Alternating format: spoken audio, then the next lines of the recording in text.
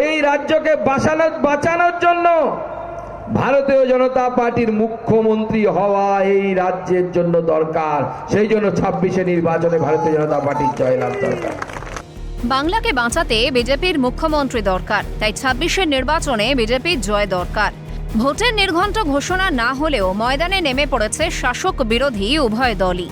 শিলিগুড়ির মাটিগাড়া নকশালবাড়িতে পরিবর্তন সংকল্প সভায় বক্তব্য রাখতে গিয়ে মন্তব্য কেন্দ্রীয় শিক্ষা প্রতিমন্ত্রী তথা প্রাক্তন রাজ্য সভাপতি সুকান্ত মজুমদারের। শুধু তাই না, লক্ষ্মীর ভাণ্ডারে নিয়েও বড় প্রতিশ্রুতি সুকান্তর। তিনি সাফ জানিয়েছেন, লক্ষ্মীর ভাণ্ডারে তৃণমূল যে টাকা দেবে, বিজেপি ক্ষমতায় এলে তার থেকে 50 টাকা হলেও বেশি দেবে। পাশাপাশি দিলেন কর্মসংস্থানের আশ্বাস। আমি বলছি, লক্ষ্মীর ভাণ্ডার আপনারা পাবেন। বিজেপি এলে তৃণমূল যে টাকা দেবে বা দেয়, তৃণমূল লক্ষ্মীর ভাণ্ডার দেয় 1200 টাকা আর 1000 টাকা, তাই তো? ঠিক বলছি তো? ভোটের আগে বাড়াবে লোভ দেখানোর জন্য, আর বাড়িয়ে বলবে যে হয়তো 1500 দেবো বা এত দেবো। আমি এই মঞ্চ থেকে আমাদের সকল নেতৃত্বকে সাক্ষী রেখে কথা দিয়ে যাচ্ছি, তৃণমূল কংগ্রেস যত টাকা বলবে, ভারতীয় জনতা পার্টি তার থেকে 50 টাকা হলেও বেশি আপনাদেরকে লক্ষ্মীর ভাণ্ডার দেবে। তৃণমূল যদি 1500 টাকা বলে, আপনি লিখে রাখুন 1550 টাকার বেশি টাকা লক্ষ্মীর ভাণ্ডারে ভারতীয় জনতা পার্টি আপনাদের অ্যাকাউন্টে দেবে। ভারতীয় জনতা পার্টি এলে লক্ষ্মীর ভাণ্ডার শুধু বাড়াবে তাই নয়, নারায়ণদের হাতে যেন কাজ জোটে তার ব্যবস্থা ভারতীয় জনতা পার্টি করবে, নরেন্দ্র মোদীর সরকার করবে। কামদুনি কাণ্ডের তুলনা টেনে রাজ্যের নারী নিরাপত্তা নিয়ে আরও একবার সুর চড়ালেন সুকান্ত মজুমদার। যোগী রাজ্যের উদাহরণ দিয়ে তার হুঁশিয়ারি, বিজেপি ক্ষমতায় এলে থানার পাশে শুধু পুলিশের গাড়ি নয়, বুলডোজার থাকবে। যারা মেয়েদের গায়ে হাত দেয় তাদের কোনোভাবে ক্ষমা করা হবে না। কামদুনি রেপ কাণ্ড, মেয়েটিকে রেপ করে দুপা জরাসন্ধের মতো চিরে দিয়েছিল কামদুনিতে, হয়তো অনেকে ভুলে গেছেন। তাদেরকে নিম্ন আদালত সাজা দিয়েছিল, কাউকে যাবজ্জীবন, কাউকে ফাঁসি। তারা হাইকোর্টে গেল, মমতা বন্দ্যোপাধ্যায়ের পুলিশ তথ্য প্রমাণ দিতে পারেনি, সবাই বেকসুর খালাস। আর বিজেপির রাজ্য উত্তরপ্রদেশ, মেয়েদের গায়ে যদি কেউ হাত দেয় তার বাড়িটা পরের দিন খুঁজে পাওয়া যায় না, তাই সেই বাড়ির উপর বুলডোজার চলে। কেন? কারণ ভারতীয় জনতা পার্টির সরকার এলে থানার সামনে শুধু জিপ থাকবে না, হলুদ রঙের বুলডোজারটাও থাকবে ওখানে, তার ব্যবস্থা করতে হবে। জায়গাটা আপনারা খুঁজে রাখবেন। যারা অপরাধী, সেই অপরাধীদেরকে, যারা মেয়েদের গায়ে হাত দেয়, তাদের কোনোভাবে ক্ষমা করা হবে না।